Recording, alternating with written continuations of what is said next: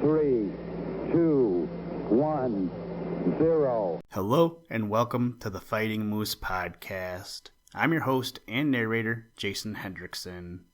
This is a podcast where I retell stories, some fictional and some historical, that can be enjoyed by people of all ages.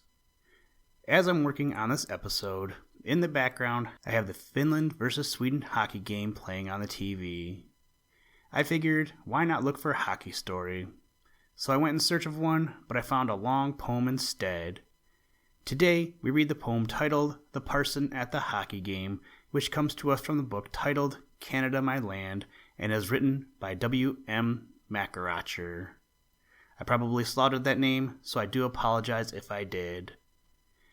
This little tournament has been fun because I have friends here in the US and in Canada, and I also have been communicating with a friend in Finland throughout these first 3 games of the tournament.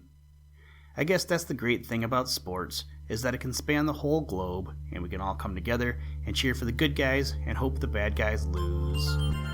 So I close this out with a Go Team USA, and I'm hoping for a USA versus Finland final, with the US coming out victorious. We will see though. Now, let's turn to today's story. I hope you enjoy. Let's begin. Liftoff. We have a liftoff.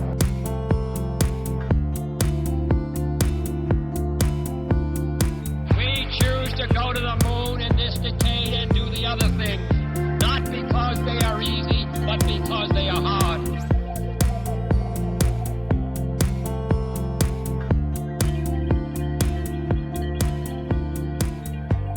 The Parson at the hockey match.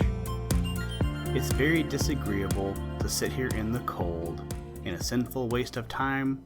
Well, it's too late now to scold. I'll think about my sermon and my prayers for Sunday next, and the young folks may be happy. Let me see, what was my text? But what a throng of people, an immortal soul in each. With such an audience, this would be a splendid place to preach. I'd have the pulpit halfway down, what ice without a smirch. Here are the men, I wonder if they ever go to church. The teams, yes, the forwards, point and cover, point and goal. Thank you, my dear, I understand. Is that a lump of coal? Rubber, yes, the puck, just so. One's holding it, I see. That fellow with his clothes all on, that's the referee. What was he whistling for? His dog? Why, they've begun to play. Well, that's rough. I really think we're doing wrong to stay. It's sickening, deafening, dear. I wish this uproar could be stilled. I do sincerely trust there'll not be anybody killed. It's a wondrous exhibition of alertness, speed, and strength. I suppose there's not much danger. There's a fellow at full length. He's up again, that's plucky, while the little lad has pluck, and now he's master of the ice, possessor of the puck. He dodges 2 opponents, but collides with one at last, a Philistine Goliath. David baffles him and fast. Darts onward o'er the whitening sheet, while from each crowded row, the crazed spectators cheer him on. Look, has he lost it? No! He's clear again. Played, my boy. I'd like to see him score. I'll have no voice for Sunday if I shout like this much more. But there his ruthless enemies overwhelm him in a shoal. Well played, you hero, safely past. Now for a shot on goal. Shoot, you duffer. Shoot, you goose, you donkey, you great galoot. You addle-pated idiot, you nincompoop, you shoot. You've lost it. Never mind, well tried. That other dash was grand. Why did they stop? Offside, you say? I don't quite understand. That's puzzling. I suppose it's right. I wish they'd not delay.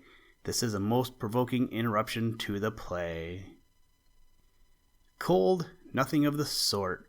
I'm heated with the game. I'm really enjoying it. Indeed, I'm glad I came. I'd like to see both ends at once. I can't from where we sit. They've scored one yonder. What's the row? A player has been hit? Such things are bound to happen in a rapid game like this. They'll soon resume the play, my dear, there's nothing much amiss. Some trifling accident received in a rough body check, a shoulder dislocated or a fracture of the neck. Oh no, it's nothing serious, the game begins again. They're here, a writhing, struggling mass of half a dozen men. Battling and groaning with the strife, and breathing hard and fast, swayed back and forth and stooping low like elms before the blast. Changing their places like a fleet of vessels tempest-driven, that blindly meet within the waves and part with timbers riven. Waving their sticks with frantic zeal, but isn't this a sight? My goodness, I could sit and watch a game like this all night. There, dirty trousers, there's your chance. Muffed it, why weren't you quick? This is a sight to make the sad rejoice, to heal the sick. To rouse the drones and give them life, to last them half a year. Hit 'em again, I wish I had my congregation here. My stars, and this is hockey. Hockey's the king of sports. This is the thing to come to when you're feeling out of sorts. This is the greatest holiday I've had for many weeks. This helps one to appreciate the feeling of the Greeks. I understand my Homer now, O Hercules, behold. Yon Trojan giant, he's that cast in an Olympian mold. Ye gods, he more than doubled up the other stalwart cove. Here comes swift-footed Mercury, the messenger of Jove. Adown the blue, outstripping all he speeds. Oh, what a spurt! His shoulders have no wings, but see, he has them on his shirt. He's broken through the forward line, baffled the cover point, thrown down the other man and knocked their game all out of joint. And now he rushes on the goal. This makes the senses reel. Goal, goal, hurrah, hurrah! Well done, men of the winged wheel. At last, how soon the game is done. I've scarcely drawn a breath. This getting out is difficult. I'm almost crushed to death. The cars are packed. How we'll go home, I'm sure I do not know. Here's room for you. Get up, my dears. I'll walk, away you go. My sermon's gone, but as I walk, I cannot help but think that after all, perhaps I found a sermon in the rink. This world is an arena with a slippery sheet of ice, and all have skates and hockey sticks and enter without price. And seats are round for those who rest, the idle and the old, but those who are not in the game are apt to find it cold. Some play defense, some forward, with terrific speed and stress. The puck keeps flying twixt the goals of failure and success. Now up, now down, across and back, here, there, and everywhere, the grit of skates, the crack of sticks, the shouting filling the air. Some slip and fall 1,000 times and spring up in a trice. Some go to pieces on their feet and have to leave the ice.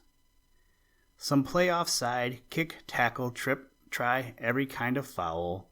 Some players are forever cheered, some only get a howl. We seldom hear the whistle of the watchful referee, who mostly lets the game go on as if he didn't see. No gong rings out half-time to let the players get their breath. To most full-time comes only with the solemn stroke of death. The winners are not always those who make the biggest score. The vanquished oft are victors when the stubborn game is o'er. For many things are added to make up the grand amount, and everything is taken at the last into account. The sort of sticks we played with, and the way our feet were shod, for the trophy is salvation, and the referee is God. God prosper our Canadian sports, and keep them clean and pure, wholehearted, manly, generous, and let them long endure. Long live each honest winter's sport, each good Canadian game, to train the youth in lusty health and iron strength of frame. To make them noble, vigorous, straightforward, ardent, bold, nearer a perfect standard than the grandest knights of old. Keep in the path of rectitude the young throughout the land, and guide them ever on their way by thine unerring hand. Along the slippery path of life in safety toward the goal, and keep their bodies holy as the temples of the soul. For the river of the future from the present's fountain runs, and a nation's hope is founded on the virtue of her sons. The glory of a man is strength, thy wisdom hath declared.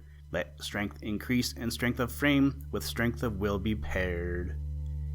And let these twain go hand in hand with strength of heart and mind, and strength of character present all forms of strength combined. O make out strength the strength of men to perfect stature grown, and use it for thine ends and turn man's glory to thine own.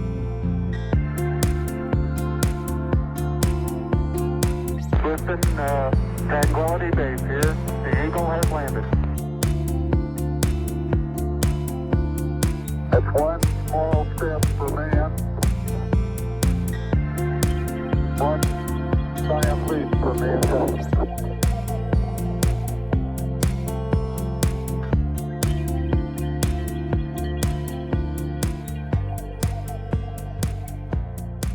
Thank you for listening to this episode of the Fighting Moose Podcast.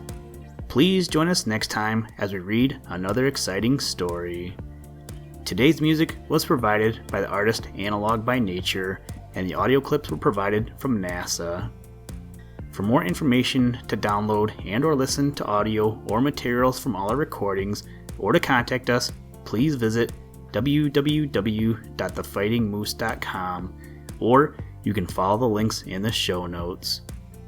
If you enjoy the podcast, please leave us a review wherever you get your podcast or on iTunes, and tell a friend. Thank you for your patronage, and as always, try and do a random act of kindness every day. Mission complete, Houston. After serving the world for over 30 years, the space shuttle turned its place in history and has come to a final stop.